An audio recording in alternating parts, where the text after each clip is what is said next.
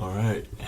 Good morning, good afternoon, and good evening, everybody. My name is Aaron Wolf. I am the Deputy Director of Chapter Relations for OneUpAction.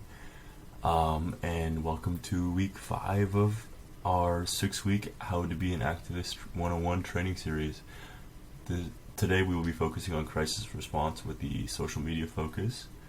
I know most of you were expecting Bailey to conduct this one, but I chose to do this one, so hopefully you aren't too disappointed. Also, this is featuring my new watermelon shirt, which I hope you like. But anyways, I don't see any more reason to delay, so let's get into it. This is just our table of contents, what we'll be talking about tonight. First of all, we'll be defining crisis. What exactly do I mean by crisis response? Like, what designates a crisis, and what designates a crisis response more specifically, and what does it mean? What does it mean to respond to a crisis? Number 2 is following your guidelines and some do's and don'ts. I didn't know where to fit the do's and don'ts in, so I just put them in there. But when I say following your guidelines, I mean like the series of social media rules that you have in place in your chapter, your guidelines that you have to ensure that everything you post is within a certain conformity, I guess, to OneUpAction's overall message. Number 3 is why do it? Why is it our responsibility to address these issues and support the movements, even if they don't pertain specifically to, the environmental crisis, which is our main focus? Social movement, and then these bottom 3 are going to be the 3 different kinds of crisis that I talk about responding to. So the social movement, that kind of aspect, how to respond to social movements and crises in this area. Number 5 is event crisis. So what I mean by this is I tried to talk about like disaster crisis. So more specifically, the explosion in Beirut, Lebanon is relevant to right now. That's kind of what I'm talking about, like a natural disaster or an incident or an attack that would warrant a kind of crisis response. And then internal mistakes. So while it's not as globally relevant, it's still very relevant to our organization. So if someone in your chapter or if someone in this organization has done something to upset the community that has resulted in backlash, how do you recognize that, and what action do you take in response to that? So first off, defining crisis. In this presentation, it can be one of 3 things, and I kind of talked about that a little bit. Social movement that needs to be addressed. So more recently, it's been Black Lives Matter movements and the Me Too movement that I can think of off the top of my head. Number 2, disasters that have occurred. So I talked about that, like the one in Beirut and any like natural disasters that have been ongoing globally. And 3, anger towards our organization or your chapter specifically over things that have been said that were controversial or just outright inappropriate. So what constitutes a crisis? What makes it a crisis? In terms of the social movement, we like to define it as great social upheaval from those who expect change. So if we do look at the BLM movement recently, after the killing of George Floyd, globally there were hundreds of protests that lasted many weeks that demanded this social justice, this like fundamental change in the policy and in the behavior of countless agencies in numerous governments around the world. That's what I mean by great social upheaval. Like, all these people came together to protest, and they usually address long-standing issues that never really received the due attention that it's due attention. So, issues that everyone's known about, but hasn't really been highlighted, by the media in like everyday life, I guess, is one way you can kind of look at it. Disaster. So, what we constitute as a crisis in terms of disasters, just like death and destruction that disproportionately affects marginalized communities. Now, it doesn't have to specifically affect marginalized communities, but when it does, it is more relevant to us. I'm not saying there is any like preference between them. I don't mean that at all, but one of the goals of OneUpAction is to uplift those marginalized voices, and disasters usually do affect those marginalized communities. So it's our role to bring to be a platform upon which those voices can be heard. These crises, we count these as crises when people need support, they need to have their voice heard, and they need to be given resources following disaster in order to, ensure the longevity of their communities, to protect them from any further death or destruction. And then the third one, the frustration, anger towards you or the entire organization. That's how we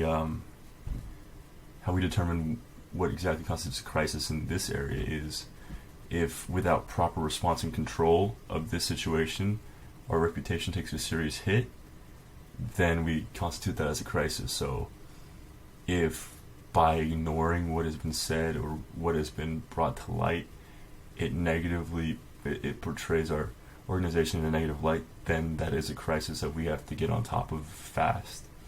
It's often a delicate situation, and mishandling can make it a whole lot worse, which is why we've decided it necessary to do this whole training video, I guess, or at least dedicate a portion of it to discussing this. Now, secondly, there's a second thing. We're going to talk about social media guidelines. Now, I have this little circle of 5 important things just to talk about when I bring up social media guidelines. I know this is a very new term for a lot of you, but it'll make more sense in the future. So, first of all, we will help you create a code of ethics for your chapter soon. Now, this code of ethics will relate more to your day-to-day activities as a chapter. So, what you do, what you say to each other and to others not part of your organization. And in that, I would recommend you create a social media guidelines, or social media code of ethics, while you're creating your big one too, because a lot of our action does take place online, so it is important to have a set of guidelines you follow when you do post online, and it just makes things a lot easier. Number 2, it makes sure what you say aligns with our message and our intention, or like a mission statement. So we want to make sure that what people affiliated with OneUpAction say don't contradict our beliefs. So that is very important, because if they do, that could lead to more issues, I guess, is how I would put that. It creates a procedure for responding to crises. It makes it more organized, so it's not like 4 different people like in the organization who do social media work, like randomly like sending out or like discussing certain things, like sending out posts without any organization. It creates like kind of a framework to follow when we do encounter crises of some sort, and it just makes the response a whole lot more efficient and organized. I don't know, but that's the only way I know how to put it. It's the first step in knowing what to say when posting about a crisis too. So with these guidelines, you'll have like a basic, you'll have hopefully some messages you've already written out in case of a crisis. So I wouldn't say like copy and paste that, but use that as inspiration, because you've prepared for that ahead of time while you have time to think. But when you find yourself in the middle of a crisis, sometimes it's a little harder to kind of get the wording out in the time that you've allotted yourself to respond to a crisis. So by having some guidelines and having some examples set out for yourself that you've made, it does make it a whole lot easier to respond fast and efficiently.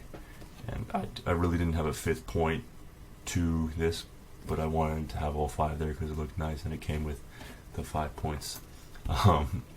Anyways, what you avoid by following these guidelines and not going just off the top of your head, praying that what you do randomly works.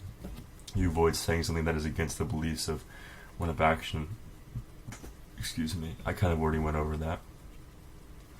You avoid becoming overwhelmed with this influx of information. So I guess specifically with like natural disasters and disasters like that,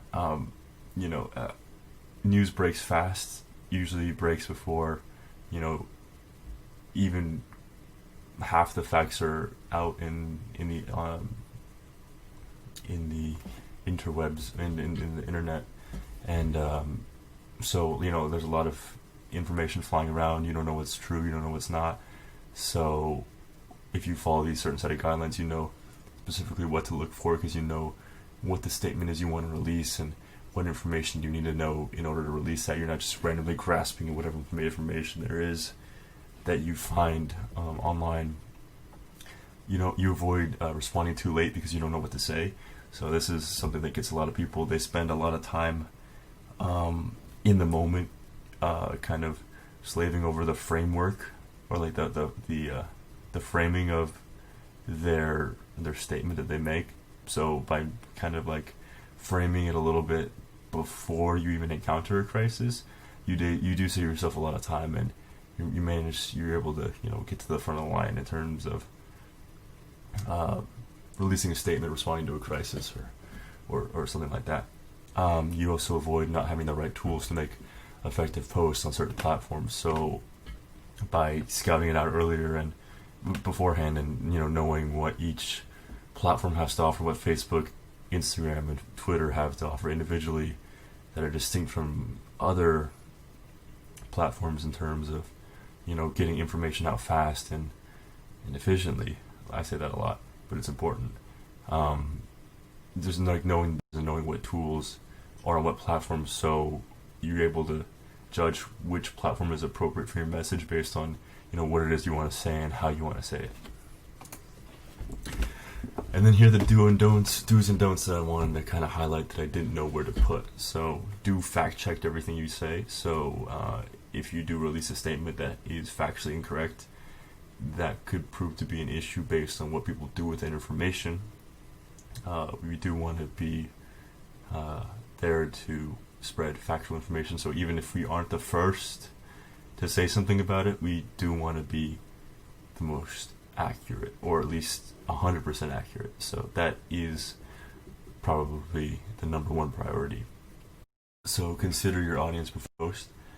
So what I mean by that is look at their political beliefs or social beliefs, the makeup of your audience, and if they may not believe what exactly, or if their beliefs may not align with yours in the post you're making supporting these crises or responding to these crises, maybe present it a little bit more delicately so that you give them an opportunity to kind of adjust to your different beliefs, your differing beliefs, rather than if you just presented the way you would normally have to a different audience, and perhaps causing some backlash with this one. Designate certain people to respond. So in the event of a crisis, have in your guidelines like who responds to what. So even if it's one person responding to like sending out statements and everything and controlling everything, then that's great. But then it could be one person sending out statements, one person responding to comments, one person sending out resources, and one person dealing with other correspondence. That's great too, but just make sure you specifically have outlined who does what, because in the moment that will be hard to do, hard to rally people to take a step back and kind of figure things out first. Make meaningful posts. So what I mean by that is, in the event of a crisis, in the event of a new social movement or a disaster, don't be like thoughts and prayers or we support this. Like, make a meaningful post, relate yourselves to it if you can. If not, share resources, links where you can support. I'll talk about that more later on, actually. Take a stance. So in terms of social movements, like these upheavals like the Black Lives Matter movement and the Me Too movement, take a stance. Your audience doesn't want you to present both sides because, in the activist community, it's pretty clear which side they'll be leaning on. If it's a social movement, it's a side. It's clear which side is, in the right usually. So you need to take a stance, and you need to do it firmly, and you need to make sure your audience knows what side you're taking. Because if you do take a stance and you're not clear about which one it is, that can stir up a lot of controversy in the moment, because people are already fired up. So if they see that you could be going the other way, that is a dangerous combination. And then respond fast too. So if something does happen, we are usually one of the first, aside from news outlets, we are probably, as an activist community and organization, an activist organization, we are some of the first, I guess, sources that people look towards for, our opinions, what we think of all of this, and what we plan on doing. So by responding fast, you make sure that you don't lose credibility among the community, because by not responding at all, it's arguably worse than not responding at all. Or it's arguably worse than responding the wrong way. Sorry, that was the same thing. Do not stay quiet about the issue. Like what I just said, if you stay quiet, it's like not responding at all. Don't be superficial. That is a big one. Don't be superficial. So don't support on just the surface level, like send out messages of support but then do nothing about it. That gets us nowhere, and it really doesn't support the causes or support the victims of disaster, per se. In the moment, don't defend your mistakes. So if you make a mistake, this is more pertaining to the last one, like angering individuals from something that's been said in your community or in your chapter or in our organization. Don't defend them. Don't make excuses for what has been said. Be honest and very transparent, and apologize. Don't stop when it stops trending. So what I mean by this is, when a certain social movement stops trending in like your country, your community, doesn't mean you have to go ahead to stop posting about it. If you stop, the movement stops. Like you need to keep pushing it forward. You need to keep adding momentum to the movement. You got to keep adding, wood to the fire. You got to keep stoking the fire to keep it going, because organizations like us too, we are where movements are born, and if we're not careful, we are also where movements die. So we do keep it going, even if they don't relate exactly to us, but I'll talk more about that later. And keep posting normally, so it's kind of like respond fast.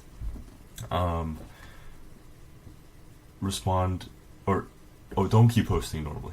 Do not, I caught myself. So what I mean by that is, do not keep posting as if nothing has happened after you release a statement. So if you release a statement following a disaster, don't let your schedule, and you have more scheduled posts immediately following that, cancel those, because that is not a good look, because it means you're just moving on immediately. When there is a social crisis or a more, urgent, like disaster kind of crisis, stop your regular posting, your regular promoting, campaigning, whatever it is you're doing, and focus on that crisis. Because after you release that first statement, you're expected to kind of continue with that momentum that you're making in regards to that crisis for a period of time. Okay, let's hope this. There we go. So this is an example of some mistakes that were made. I'll let you pause it right now and read these, but these were 9/11 remembrance posts made by corporations in kind of poor taste, because they're tone deaf, and these are organizations that aren't necessarily known to do this kind of stuff. These kinds of remembrance posts, they're clearly doing it to promote their brand on a day where they're meant to remember this horrible tragedy. Instead of taking a moment and and doing sensitivity training for the staff, or giving them the day off or something, they're using this day to promote their brand, which is horribly inappropriate. And it's superficial too, because they only say like a sentence or two, or Waffle House, they just do a little hashtag. They're just drawing attention to themselves. They're using this time of tragedy to draw attention to themselves. It's superficial. They're not providing any links to support or any source of education to kind of inform the community a little bit better about what has happened. They just use that opportunity to promote themselves, so don't do that. Why do we do this? Why is our responsibility to take action? So this is just a simple little, it's not even a chart, it's just some information. We are activists, so we can pick our focus, but we cannot pick our battles. What I mean by that is we can choose what area, what crisis, what cause we want to focus on, but when push comes to shove, we can't pick our battles. We can't say, oh, we want to focus on the environmental movement, we don't want to deal with the Me Too movement, we don't want to deal with the Black Lives Matter movement, we don't want to deal with any of that, we just want to focus on this and then maybe some other movement. As an activist, you've kind of given this you've made an unspoken agreement to support or to be involved in every crisis, every movement, because that's just the job description, I guess. We would ask others to do the same in terms of the climate crisis. So it's only fair that we reciprocate that when other movements or other organizations need that from us. We are allies, so we need to support those who fight other issues, because only with a united front can we make a change. So every organization behind every movement has to rally on every movement too, and that sounds very complicated and very confusing, but it doesn't have to be focused effort from every movement. That's kind of what I talked about with the focus. It just has to be support. We need to support each other in order to get the attention and get the actions to make the change that we want to make, that we need to make. And then we are all affected. So every action, strike, and movement is interwoven. These issues all impact each other. So if I may use this example, during the Black Lives Matter movement, well, we're still in it, but at the height of it, certain environmental organizations were able to show that these marginalized communities, like Latinx communities and Black communities, are disproportionately affected by the climate crisis. So they kind of interwove those two crises and made both of them relevant to their audience. So that's kind of what I mean by we're all affected by all of these issues. Although it may not seem that way, we are. This is just a quote that I wanted to show you guys. By uplifting the voice of others, we strengthen our own. I believe that to be true wholeheartedly. Only by supporting others do we receive the support that we need, and do we validate what we say, I guess. Number 4 is social movements. So how and with what to respond to social movements. I'll just go through this really quickly. I know I'm talking a lot. So this is the proper response, kind of like the procedure you're going to want to take when you are confronted with a new movement. First thing you want to do is learn. So make sure you understand the context of the purpose. So do some research into what it is, what exactly this movement is, and how it may pertain to you and your organization. Educate. So release a statement, get the facts out, show your audience why they should care about this movement. When I say educate, I mean both your audience and those within your chapter, because you have to practice what you preach. And it just means you have to know what it is that everyone in your organization has to know what it is that you're teaching, so that you get the right so that you can properly educate everybody else, and so that you aren't a hypocrite in that you show others that you care about this and you want to educate everybody, but those within your chapter don't know as well as your audience does. Then act on it. Take meaningful action. This is what I talked about earlier when I said, make meaningful action a couple slides ago. Pledge money, link sites, inspire others to take action and help in these times of crisis. So, during the height of the Black Lives Matter movement and during currently ongoing to the Beirut crisis, there are lots of links to donation sites that help fund these relief efforts and these protests and these causes. These are all great ways you can get involved and help your audience get involved. These are the kind of meaningful actions that I talk about when I say make meaningful posts. And then finally continue. Don't stop fighting until the change has been made, even if it's not trending anymore, even if it's not popular to kind of talk about this and post about it. Don't stop posting about it when it stops being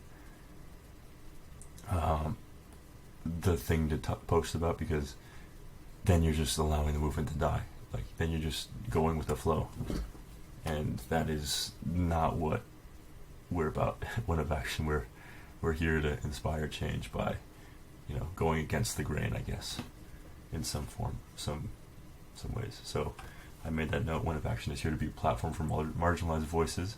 That was meant for the Act one. So I guess on top of take meaningful action, you can also speak to those in the communities directly affected by the crisis and allow them to speak using our platform. I'll talk more about that a little later. So, how to respond to a social movement. Consider your audience before you say anything. I went over that already, so I won't bug you with it again, but just keep that in mind. Encourage conversation when releasing your statements. So don't just go, here's what we think about this, and then disappear. You should go, here's what we think about this. We want your input as well, because you're our audience, you're important to us. And it's also just great for your audience to, kind of cultivate their opinions from you and from your other audience members. So by encouraging discussion, you are supporting the movement in a way that not many people understand is incredibly important, because you're helping people form strong opinions as they talk about with other people. Stop all scheduled posts. I talk about this. It's inappropriate. It's just inappropriate, not good look on you if you post about a tragedy and then immediately following a couple hours later your scheduled post comes out all happy and just completely disregarding the last post you made. As the movement develops, so should your support. So as the movement grows, so should your support, and as it becomes easier or as more resources come out to, support the movement, you should become more involved with these resources. You have no excuse to not help, to not be an ally if there are all these resources specifically for people who could be allies. If you don't know what to say to particular issues, look toward the OneUpAction main accounts, the Instagrams, the Facebooks, the Twitters, and kind of take a look at what our social media director has said in regards to these statements. That statement will likely align perfectly with our beliefs, and it will be a good inspiration for you guys to make your own statements, to make your own opinions and share those. Dedicate time and resources towards it. So that's kind of what I talked about already too. Putting forth time to grow these resources, to share the resources, and to further this movement. And you should never stop talking about them until this change has been made. So make the post relevant towards us. So like I talked about the Black Lives Matter and the environmental crisis movement combined. Like, if you can combine those two things, you keep both movements alive simultaneously, and that's a great skill and a great help to both movements.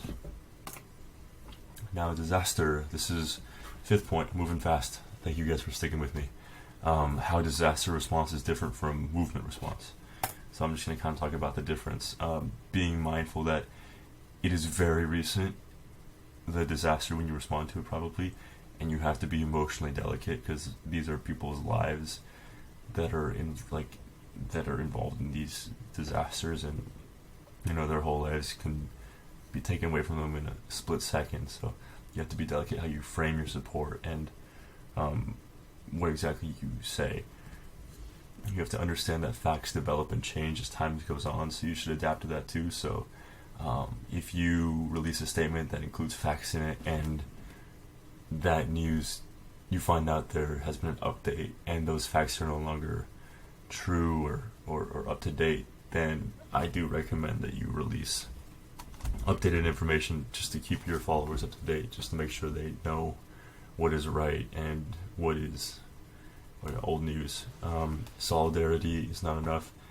Educate and inspire action. So it's great to be like, we stand with Beirut, we stand with whoever has been affected by this tragedy, but it is our job to go above and beyond and go, we stand with you.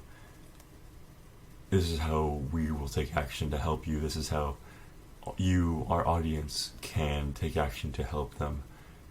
This is a very vulnerable time for them. What can you do? This is what we're doing. Share a conversation you had with a member of the community affected. So I'm going to use the Beirut example a lot because it's incredibly relevant. So you could have a conversation with someone who was living near a blast site and someone who was directly affected, and you can talk to them about how they were affected, what would help them out, and you can kind of, if it's appropriate, you can kind of ask them questions related to the environment. How will this blast affect all of that? Just kind of share that, get that attention out, because these crises can never receive too much attention, too much support. Collaborate with others in a recovery effort, even from a distance. So I kind of talked about that, pouring your time and resources into that. Final thing, internal mistake. So you have said something, someone in your organization has said something, or someone in your chapter has said something. What do you do now? Key things to consider before I say exactly how to respond. Has the person been let go? So if this person that has said this inappropriate comment has been let go from your chapter or organization, make sure they no longer have access to any of your accounts. That's just something to consider, so they don't sabotage, they don't say anything else inappropriate, no longer being a member of the community if they're angry. How many people have seen this inappropriate comment or whatever that has sparked outrage? Because based on the audience that saw and was outraged, you have to kind of measure how great your response needs to be, how widespread and how extensive. Could you have prevented this? So if this was avoidable, if you had something in your guidelines to address it, then you should definitely consider addressing that in your guidelines and then just going over it with everyone in your chapter. Even if it wasn't someone in your chapter who did do it, if it's someone else in some other part of the organization, still add it to the guidelines, still go over it with the members of your chapter, because we do not want it happening again. And then if it did happen in your chapter, response is easy. You can just be like, we don't support this, we do this instead, and this is how we'll be educating our members of our chapter. And if it was, there definitely has to be a more extensive response, and I'll talk about that in a second. So what the response has to be, if it is someone in your chapter, you have to immediately take responsibility for the mistake. Your chapter, apologize and ask for forgiveness profusely. Do not make excuses for what was said. Don't make excuses, don't try to justify it. If necessary, outline what happened leading up to the mistake, so you kind of give your audience a picture of what happened and why it happened. Keep the whole chapter informed on response so they can act accordingly. So if there are multiple people dealing with response to this, as I said, it might happen earlier, If you do keep the whole chapter informed, everyone knows how to respond uniformly to this certain incident according to what you have said and the statements you have released. Issue summary statements and plans for the future. So summary statements are just like constant updates as to what happened and like the ongoing crisis, I guess, within your organization, and then the plans or your chapter, and the plans you plan to take, or the plans for the actions you plan to take in the future in order to avoid this ever happening again, or something like this ever happening again. And respond fast no matter what time of day or night. So if something happens like at 5 p.m. and then no one sees and gets angry until 8 or 9 p.m., drop everything, call up the members of your chapter, figure out what to say, how you're going to handle this, and do it. It is, the longer you wait, the more people will see and the more people get outraged that there is no response and that this is just being allowed to happen. The sooner you catch it, the easier the recovery and the response will be. That is really all I had for you guys. I wanted to push through this because I know the last couple of videos have been a little bit long, but that's what we had hoped. If you have any questions, there's my email right here. There is the website. It's up and running, so that's exciting. And if you do have any questions, you can add my WhatsApp. I will be sending out this slideshow, and I'll be getting rid of this arrow that's in the way. It might affect the QR code reading. So yeah, thank you everybody. Thank you for tuning in, and I wish you all the best. I hope you like it.